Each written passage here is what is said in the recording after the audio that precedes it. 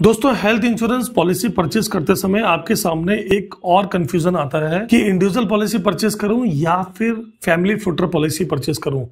तो generally maximum लोग क्या करते हैं, जिनके माइंडसेट में इंडिविजुअल पॉलिसी परचेस करने का होता है, वो लोग बिना समझे अच्छी तरीके से इंडिविजुअल पॉलिसी परचेस कर लेते हैं, चाहे वो फैमिली में हो। या फिर मैक्सिमम लोग क्या सोचते हैं कि मेरी तो फैमिली है तो मुझे तो फैमिली फ्लूटर पॉलिसी ही परचेस करनी चाहिए। तो दोस्तों, यहाँ पर थोड़ा सा कंफ्यूजन रहता है और जहां तक मुझे लगता है कि ज्यादातर लोग रिसर्च भी नहीं करते कि दोनों में क्या डिफरेंस होता है और कौन सी पॉलिसी आपको लेनी चाहिए।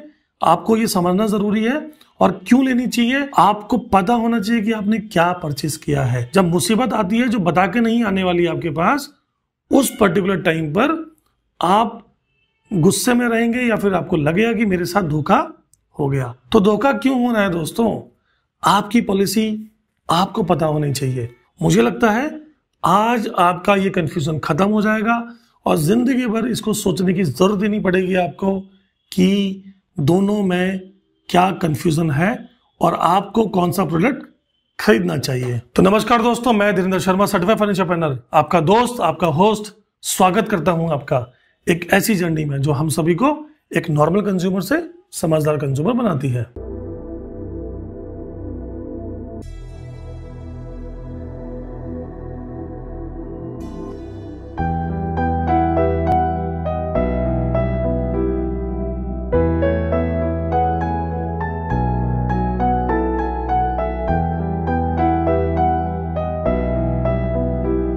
तो दोस्तों, बहुत ही छोटा सा फर्क होता है दोनों में, individual versus family floater in health insurance policies. तो दोस्तों, इंडिविजुअल पॉलिसी का मतलब होता है यहाँ पर कि आपकी जो रिस्क कवरेज होती है किसी भी हेल्थ इंश्योरेंस पॉलिसी के अंदर, वो इंडिविजुअल बेस पे होती है। यानी सम इंश्योर्ड जो भी पॉलिसी आपने परचेस करी है, उसका जो सम इंश्योर्ड है या फिर जो उसका रिस्क कवरेज है वो इंडिविजुअली होगा, मतलब एक ही आदमी का कवरेज होगा एक पॉलिसी के अंदर। अगर आप उसी पॉलिसी को फैमिली फ्लोटर में कन्वर्ट कराते हैं या फिर लेते हैं, तो जो भी फैमिली के अंदर मेंबर्स हैं उन सभी का रिस्क कवरेज उस पर्टिकुलर सम इंश्योर्ड में जो भी पॉलिसी आपने परचेस करी है उसके अंदर कंबाइंड पैकेज होता है। यानी आपने 10 लाख रुपए की इंडिविजुअल पॉलिसी परचेस करी और 10 लाख रुपए की पूरी फैमिली फ्लोटर पॉलिसी परचेस करी, तो आपको इंडिविजुअली 10-10 लाख रुपए का इंश्योरेंस मिलता है जब आप इंडिविजुअल पॉलिसी परचेस करते हैं पूरे फैमिली मेंबर्स की। और फैमिली फ्लोटर के अंदर कंबाइंड 10 लाख रुपए मिलता है आपको पूरी फैमिली का, कि यानी कोई भी मेंबर आपका उस पर्टिकुलर 10 लाख रुपए से ही क्लेम ले सकता है। और इंडिविजुअल पॉलिसी में कोई भी मेंबर आपका 10 लाख रुपए मैक्सिमम इंडिविजुअल बेसिस पे कवरेज ले सकता है। यानी जब क्लेम आता है अनफॉर्चुनेटली, तो इंडिविजुअल पॉलिसीज में अगर किसी आदमी का मान लीजिए 5 लाख का क्लेम आया और दूसरे आदमी का 8 लाख का क्लेम आया, तो आराम से मिल सकता है क्योंकि सभी का इंडिविजुअल रिस्क कवरेज है। और अगर फैमिली फ्लोटर पॉलिसी हम परचेस करते हैं तो वहां पर क्या होगा कि अगर किसी का 5 लाख का क्लेम आ गया, दूसरे का 7 लाख का क्लेम आया, तो शायद ना मिले क्योंकि टोटल क्लेम अमाउंट 12 लाख का हो गया, पॉलिसी 10 लाख की है, तो शायद वहां पर 2 लाख रुपए आपको पॉकेट से देना पड़ सकता है।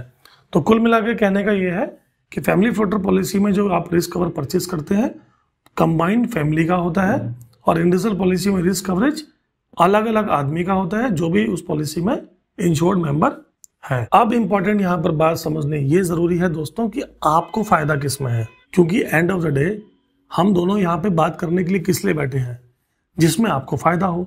आपको नॉलेज लेने का फायदा क्या है कि आपके कुछ पैसे बच जाए या फिर एक अच्छी चीज खरीदें आप, दोनों में से। और दोनों चीजें अगर हो जाती हैं तो उससे बेटर तो कुछ है ही नहीं। ये तो सोने पे सुहागा वाली बात है। तो आपके पैसे भी बच जाए और आप अच्छी चीज भी ले लो।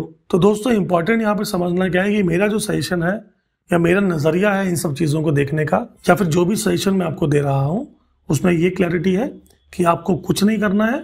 जब भी आप पॉलिसी परचेस करने जाते हैं तो इंडिविजुअल और फैमिली फ्लोटर पॉलिसी के फीचर्स चेक करने हैं, क्योंकि किसी किसी कंपनी में दोस्तों इंडिविजुअल पॉलिसी के फीचर्स अलग होते हैं, फैमिली फ्लोटर पॉलिसीज के फीचर्स अलग होते हैं। मैक्सिमम कंपनीज में सेम ही रहता है, लेकिन किसी किसी कंपनी में दोनों पॉलिसीज अलग अलग होती हैं। तो आपको दोस्तों ध्यान रखना है कि फीचर्स सेम होने जरूरी है, तो ये कंपैरिजन ज्यादा सही रहेगा। और अगर मान लीजिए किसी पॉलिसी में आप फैमिली के अंदर आते हैं तो आपको डेफिनेटली वहां पर जाना चाहिए जिसमें फीचर्स आपको अच्छे मिल रहे हो। अब आते हैं दोस्तों कि मान लीजिए सेम फीचर्स है तो क्या करना है, तो आपको दोस्तों कैलकुलेशंस करनी है। आपको इंडिविजुअल बेसिस पे प्रीमियम कैलकुलेट करना है, फैमिली फ्लोटर में कैलकुलेट करना है, क्योंकि वहां पर थोड़ा कंफ्यूजन हो जाता है। जो लोग पिच करते हैं या बेचते हैं सामान को, वो लोग आपको इंडिविजुअल पॉलिसी के बारे में भी बता देते हैं, जहां पर क्योंकि वहां पे प्रीमियम आपका बढ़ जाता है, क्योंकि सबका रिस्क कवरेज अलग अलग होता है। फैमिली फ्लोटर पॉलिसी थोड़ी सी सस्ती पड़ती है आपको, क्योंकि वहां पर कंबाइंड रिस्क कवरेज है। तो अब यहां पर आपको लगता है, बहुत सारे लोग ये सोचते हैं कि मेरा रिस्क कवर यहाँ पे 10-10 लाख का, अगर हम 2+2 है, अगर हम 10-10 लाख की पॉलिसी परचेस करते हैं तो मेरा रिस्क कवरेज तो यहाँ पे 40 लाख का हो जाता है। और अगर मैं फैमिली फ्लोटर पॉलिसी लूंगा, सस्ती तो है, पैसों की दिक्कत मुझे है ही नहीं, तो मैं इंडिविजुअल पॉलिसी क्यों ना परचेस करूं। फैमिली फ्लोटर पॉलिसी अगर परचेस करूंगा तो कंबाइंड 10 लाख रुपए का कवरेज है।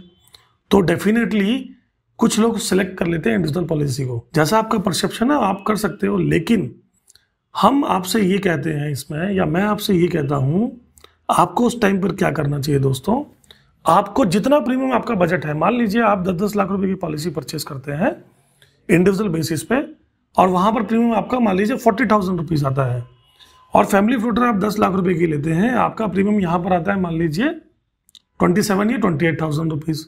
तो आप क्या करोगे, आपको कुछ नहीं करना है। अगर आपका बजट 40,000 का है और आप बोलते हो कि नहीं मैं ये इंडिविजुअल पॉलिसी परचेज कर सकता हूं, आप क्या करोगे, आप फैमिली फ्लोटर पॉलिसी ही परचेज करिए अपना बजट बढ़ा के। यानी 10 लाख की पॉलिसी क्यों परचेज करते हो आप, 25 लाख रुपए का इंश्योरेंस करा लीजिए, सिंपल।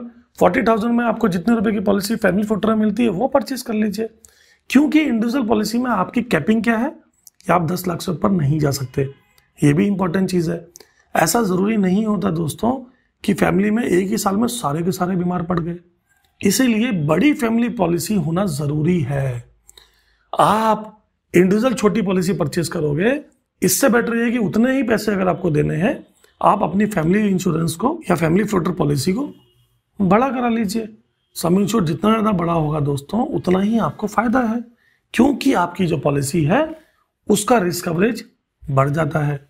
तो फैमिली फ्लोटर पॉलिसी में आपको ये फायदा होता है कि आपका रिस्क कवरेज बढ़ जाता है, और फैमिली में से कोई भी आदमी हर सम इंश्योर्ड का भी इंश्योरेंस का क्लेम ले सकता है। और दोस्तों वैसे भी आजकल जो पॉलिसीज आ रही है उसमें रीस्टोर बेनिफिट ज्यादातर पॉलिसीज में होता है। रीस्टोर का मतलब दोस्तों क्या है कि मान लीजिए आपका कोई 10 लाख की पॉलिसी है, तो आपको 10 लाख रुपए एक्स्ट्रा और यूसेज करने के लिए मिलता है किसी भी सेकंड टाइम में, जब आप एडमिट हॉस्पिटल के अंदर होते हैं। तो ये एक अलग चीज है पूरा, इस पे मैं अलग वीडियो बनाऊंगा दोस्तों कि रीस्टोर पॉलिसीज क्या होती हैं, या रीएश्योर पॉलिसीज क्या होती हैं, या फिर रिचार्ज क्या होता है, तो उसके बारे में अलग बात करी जाएगी। फिलहाल मैं सिर्फ ये चीज बताना चाह रहा हूं आपसे कि फैमिली फ्लोटर पॉलिसी ही परचेज करने में आपको समझदारी है, आपको फायदा है। जब भी आप कोई भी पॉलिसी हेल्थ इंश्योरेंस की परचेज करने के लिए जाते हैं, बस आपको एक चीज चेक करनी है कि रिस्क कवरेज जितना आप परचेज करते हैं उसके लिए पैसा कितना दे रहे हैं।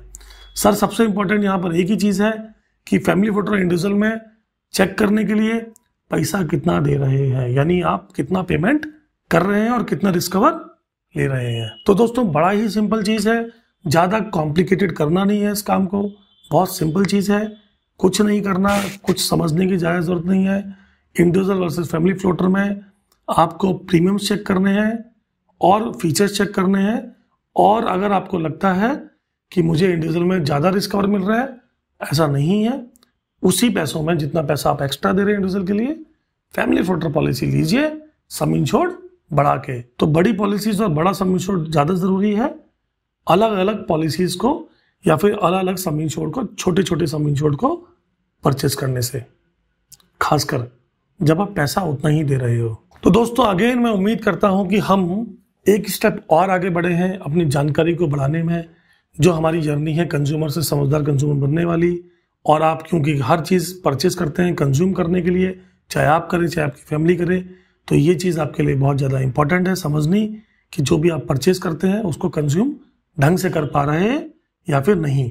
तो दोस्तों अगर आपको मेरी ये वीडियो अच्छी लगी है तो उसको लाइक करिए दोस्तों, शेयर करिए और चैनल को सब्सक्राइब करिए। और अगर आप चाहते हैं कि मेरी वीडियो सबसे पहले आप तक पहुंचे तो बेल आइकन पे घंटी बजाइए। नमस्कार दोस्तों, जय हिंद, जय भारत।